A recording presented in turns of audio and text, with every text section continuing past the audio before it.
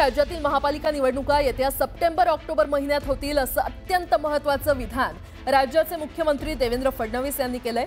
सप्टेंबर-ऑक्टोबर मध्ये मनपाच्या निवडणुका लागण्याची शक्यता असून भाजप कार्यकर्त्यांना तयार राहण्याच्या मुख्यमंत्र्यांनी सूचना केल्या। तर जिल्हा परिषद नगर परिषदांच्या निवडणुका देखील सप्टेंबर आणि ऑक्टोबर मध्ये होतील, त्यामुळे तयार रहा असे आदेश मुख्यमंत्र्यांनी भाजप कार्यकर्त्यांना दिलेत। जिथे निवडणुका जिंकाल तिथे मोठ्या प्रमाणावर निधी देऊ असं आश्वासन देखील फडणवीसांनी दिले। तसंच पालिका जिल्हा परिषद आणि नगर परिषदांच्या निवडणुका 1.5 महिन्यात होतील असंही ते म्हटलेत। दरम्यान स्थानिक स्वराज्य संस्था सरकारच्या ताब्यात असल्या की काम चांगलं होतं, नाहीतर विकासाला खीळ बसते असंही ते म्हटले। आता आपली दुसरी परीक्षा ही सप्टेंबर-ऑक्टोबर मध्ये येणार आहे, ज्यावेळी जिल्हा परिषदही होईल, महानगरपालिकाही होईल, नगरपालिकाही होतील। सगळ्या निवडणुका साधारणपणे 1-1.5 महिन्यात सगळ्या निवडणुका त्या काळामध्ये आटोपतील। कदाचित जिल्हा परिषद आणि नगरपालिका एकत्रित होतील किंवा 5-7 दिवसाचा त्यांच्यात अंतर असेल आणि त्यानंतर 15 दिवसांनी महानगरपालिका होतील। शिवसेनेने मुंबई महापालिका निवडणुकीवर लक्ष केंद्रित केलं असून माजी नगरसेवकांना निवडणुकीपूर्वी विकास कामं करून घेण्यासाठी निधी उपलब्ध करून देण्याची तयारी केली आहे। पालिकेच्या माध्यमातून 2 कोटींपर्यंतची कामं तसंच नगरविकास विभाग, डीपीडीसी आणि म्हाडामार्फत देखील निधी उपलब्ध करून देण्याचं आश्वासन नगरसेवकांना देण्यात आलं। उबाठाला मनसेशी युती करायची असेल तर त्यांनी राज ठाकरेंना योग्य प्रस्ताव पाठवावा असं आवाहन मनसे नेते संदीप देशपांडे यांनी केलंय। मनसेनं 2014ची विधानसभा आणि 2017च्या महापालिका निवडणुकीदरम्यान उद्धव सेनेला युतीसाठी प्रस्ताव पाठवले होते, मात्र त्यांनी फक्त चर्चेचं गुऱ्हाळ सुरू ठेवत आमचा विश्वासघात केला होता असं ते म्हटले। अतिदुर्गम भागात नव्याने 38 अंगणवाड्या सुरू करण्यास मान्यता देण्यात आलेली आहे। यापूर्वी मान्यता दिलेल्या 145 अंगणवाड्या बांधून पूर्ण झालेल्या आहेत। या अंगणवाड्यांना आता त्वरित पोषण आहार आणि प्राथमिक आरोग्य सेवा मिळणार अशी मोठी घोषणा अदिती तटकरे यांनी केली आहे। डोनाल्ड ट्रम्प यांनी पुन्हा एकदा ॲपलचे सीईओ टिम कुक यांना इशारा दिलाय। अमेरिकेमध्ये विक्री होणारे आयफोन अमेरिकेमध्येच तयार झाले पाहिजेत, ते भारत किंवा इतर देशात तयार झालेले नसावेत असं स्पष्टच ट्रम्प यांनी सांगितलंय। तसंच ॲपलवर किमान 25% टॅरिफ लावू अशी धमकी देखील त्यांनी दिली आहे। मतदानाच्या दिवशी मतदान केंद्राच्या बाहेर मोबाईल ठेवण्यासाठी सुविधा उपलब्ध करून देण्याचा निर्णय केंद्रीय निवडणूक आयोगाने घेतलाय। मात्र मतदारांना मतदान केंद्रात मोबाईल घेऊन जाण्यास परवानगी दिली जाणार नाही। सोबतच आता मतदान केंद्राच्या 100 मीटर अंतराच्या आत प्रचारासाठी मनाई करण्यात आली आहे। 80 कोटी रुपये किमतीच्या शिडी खरेदी करण्याच्या वादग्रस्त निविदेला मुंबई अग्निशमन दलानं अखेर स्थगिती दिली आहे। अग्निशमन दलानं यापूर्वी 21व्या मजल्यापर्यंत जाणारी टर्न टेबल शिडी ही 10 कोटी रुपयात विकत घेतली होती, तर त्यापेक्षा केवळ 4 मीटर उंच म्हणजेच 22व्या मजल्यापर्यंत पोहोचणाऱ्या 4 शिड्यांसाठी एकूण 80 कोटी खर्च करण्याची तयारी केली होती। 4 मीटरसाठी दुप्पट रकमेत शिडी खरेदीची ही निविदा त्यामुळे वादाच्या भोवऱ्यात सापडली होती। अरबी समुद्रावर कमी दाबाचं क्षेत्र तयार झाल्यामुळे राज्यभरात 3 ते 4 दिवस वादळी वाऱ्यासह मुसळधार पावसाची शक्यता आहे। या पार्श्वभूमीवर महावितरणानं यंत्रणेसाठी हाय अलर्ट जारी केला। एसटी महामंडळापाठोपाठ आता आरटीओच्या जागांचाही पीपीपी अर्थात सार्वजनिक खासगी भागीदारीतून विकास करण्यात येणार असून राज्यातील 43 जागांच्या सद्यस्थितीचा आढावा घेण्यात येणार आहे। यासाठी संबंधित जागांचं आवश्यक कागदपत्र परिवहन आयुक्त कार्यालयाला सादर करण्याचे निर्देश परिवहन मंत्री प्रताप सरनाईक यांनी दिले। नॅक मूल्यांकन अथवा पुनर्मूल्यांकन करण्यास टाळाटाळ करणाऱ्या राज्यातील महाविद्यालयांना प्रवेश प्रक्रियेमधून सामावून न घेण्याचा निर्णय राज्य सरकारनं मागे घेतलाय। विद्यार्थ्यांचं नुकसान टाळण्यासाठी आणि महाविद्यालयांना संधी देण्यासाठी नॅक मूल्यांकन प्रक्रियेसाठी 6 महिने मुदतवाढ देण्याचा निर्णय उच्च शिक्षण विभागानं घेतलाय।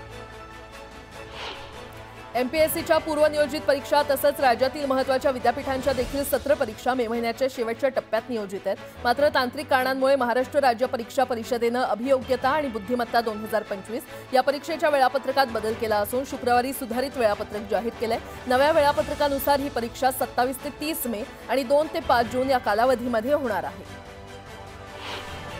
वीज पुरवठा खंडित झाल्यास वीज कर्मचारी किंवा त्यांच्या वरिष्ठांना फोन करून वेळ वाया घालवण्यापेक्षा वीज ग्राहकांनी 24 तास सुरू असलेल्या टोल फ्री क्रमांकावर तक्रारी नोंदवाव्यात असं आवाहन महावितरणानं केलंय।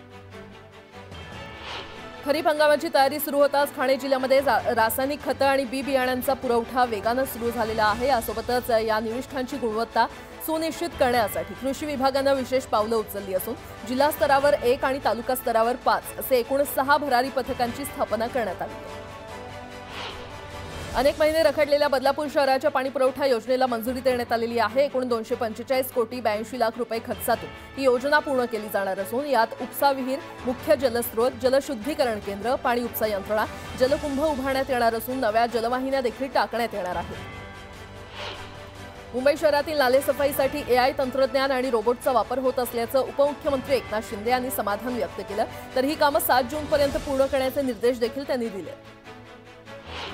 राज्यातील कोरोना रुग्णसंख्येमध्ये वाढ सुरू असून गेल्या 24 तासात आणखी 45 रुग्ण आढळलेले आहेत। राज्यात सर्वाधिक 35 रुग्ण मुंबईत असून पुण्यामध्ये देखील 4 जणांना संसर्ग झालाय। या महिन्यात कोरोनाचे एकूण 177 रुग्ण आढळलेले आहेत। पूर्व मध्य अरबी समुद्रात कोकण किनारपट्टीवर ठळक कमी दाब क्षेत्राची निर्मिती झालेली आहे आणि याचबरोबर वाऱ्याची चक्राकार स्थिती आहे। याचाच परिणाम म्हणून कोकणासह दक्षिण, पश्चिम आणि मध्य महाराष्ट्रात पुढील 4 ते 5 दिवस संततधार पावसाचा अंदाज हवामान खात्यानं वर्तवलाय। एकीकडे कमी पटाच्या काळावरून शाळांचं समायोजन करण्याचे प्रयत्न सुरू आहेत, तर दुसरीकडे महाराष्ट्रातील तब्बल 8213 गावांमध्ये अजूनही साधं प्राथमिक शिक्षण देणारी शाळा पोहोचलेलीच नाहीये। मुंबई विद्यापीठानं पदवी अभ्यासक्रमांच्या प्रवेश प्रक्रियेला मुदतवाढ दिली असून आता विद्यार्थ्यांना 26 मे पर्यंत ऑनलाईन नाव नोंदणी करता येणार आहे। या अभ्यासक्रमासाठी पहिली गुणवत्ता यादी 27 मे रोजी जाहीर केली जाणार आहे, तर 13 जूनपासून नियमित वर्गांना सुरुवात होणार आहे। 11वी ऑनलाईन प्रवेश प्रक्रिया 21 मेला तांत्रिक अडचणींमुळे ठप्प झाली होती। शिक्षण विभागानं पूर्वतयारी केली नसल्यामुळेच विद्यार्थ्यांना फटका बसला। त्यामुळे विद्यार्थ्यांना ऑनलाईन ऑफलाईन प्रवेशाची मुभा देऊन प्रवेश प्रक्रिया मोफत करावी अशी मागणी विद्यार्थी संघटनेनं केली आहे। ठाण्याहून बोरिवली आणि वसईच्या दिशेनं जाणाऱ्या घोडबंदर रोडवर शुक्रवारी सकाळी वाहतूक कोंडी झाली होती। घोडबंदर रस्त्यावर मोठी वाहनं आणि रस्ते कामांमुळे वाहतूक कोंडी झाली होती। या वाहतूक कोंडीमुळे ठाणेकरांचे मोठे हाल झाले। प्रसिद्ध कवी आणि गीतकार गुलजार यांना ज्ञानपीठ पुरस्कारानं सन्मानित करण्यात आलंय। त्यांच्या वांद्रे येथील निवासस्थानी हा पुरस्कार प्रदान करण्यात आला। भारतातील हा सर्वोच्च साहित्य सन्मान आहे। राहुल गांधी यांनी परराष्ट्र मंत्री एस जयशंकर यांच्यावर पुन्हा एकदा शरसंधान साधलंय। भारताला पाकिस्तानसोबत का जोडलं गेलं, पाकिस्तानची निंदा करण्यात भारताला एकाही देशानं का साथ दिली नाही, अमेरिकेचे अध्यक्ष डोनाल्ड ट्रम्प यांना मध्यस्थी करण्यास कोणी सांगितलं, अशी प्रश्नांची सरबत्ती करत गांधी यांनी भारताचे परराष्ट्र धोरण पूर्णपणे विफल ठरल्याचा आरोप केलाय। स्वारगेट दुर्घटनेनंतर महाराष्ट्र राज्य परिवहन महामंडळ राज्यातील 630 बस स्थानकांवर 6300 कॅमेरे लावणार आहे। त्यासाठी महामंडळाला राज्य सरकारनं 112 कोटी रुपये दिलेले आहेत। त्यातील 111 कोटी रुपयांमधून नवीन सीसीटीव्ही कॅमेरे बसवून त्याची 5 वर्ष देखभाल करण्याचं काम TCIL कंपनीला देण्यात आलं। विधिमंडळाच्या अंदाज समितीच्या धुळे येथील कथित लाच प्रकरणाची चौकशी करण्यासाठी लोकसभेच्या धर्तीवर चौकशी समिती स्थापन करण्यात येणार आहे। गेल्या 20 वर्षांनंतर झालेल्या या प्रकारामुळे विधिमंडळ चांगलेच आक्रमक झालं असून ज्येष्ठ आमदारांची समिती नेमण्यात येणार आहे। कोकण रेल्वेवरील LTT मडगाव एक्सप्रेस सातत्यानं विलंबानं धावत असल्यानं प्रवासी हैराण झालेत। गेल्या काही दिवसांपासून मध्यरात्री 12:45 LTT वरून सुटणारी रेल्वे गाडी बरेच तास उशिरानं सुटते आणि त्यामुळे ही रेल्वे गाडी दररोज 4 ते 5 तास विलंबानं धावते आणि त्यामुळे प्रवाशांना त्रास सहन करावा लागतोय। मुंबईतील वाढती वाहतूक कोंडी आणि लोकल प्रवासावरील ताण लक्षात घेता राज्य सरकारनं महत्त्वाकांक्षी वॉटर मेट्रो प्रकल्पाची तयारी सुरू केली आहे। डिसेंबर 2026 पासून ही सेवा सुरू होण्याची शक्यता असून प्रारंभी 8 मार्गांवर जलवाहतूक सेवा राबवली जाणार आहे। मध्य रेल्वेच्या दक्षता पथकानं प्रवासी आरक्षण केंद्र मलकापूर येथून 2 दलालांना अटक केली आहे। त्यांच्याकडून 10 लाख रुपयांहून अधिक किमतीची 182 रेल्वे तिकीटं जप्त केली आहेत। मिठी नदीतील गाळ काढण्याशी संबंधित घोटाळ्याप्रकरणी अटकेत असलेल्या 2 मध्यस्थांना जामीन देण्यास अतिरिक्त मुख्य न्याय दंडाधिकाऱ्यांनी नकार दिलाय। केतन कदम आणि जय जोशी या दोघांनी जामिनाची मागणी केली होती, ती न्यायालयानं फेटाळून लावली आहे।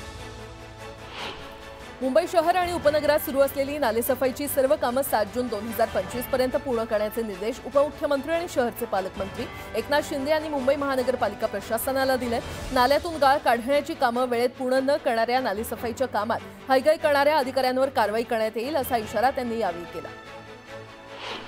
वैष्णवी हगवणे मृत्यू प्रकरणात अजून एक महत्त्वपूर्ण घडामोड समोर आलेली आहे। या प्रकरणातील आरोपींना वरिष्ठ पोलीस अधिकारी जालिंदर सुपेकर यांची मदत मिळत असल्याचा आरोप जोर धरू लागलाय।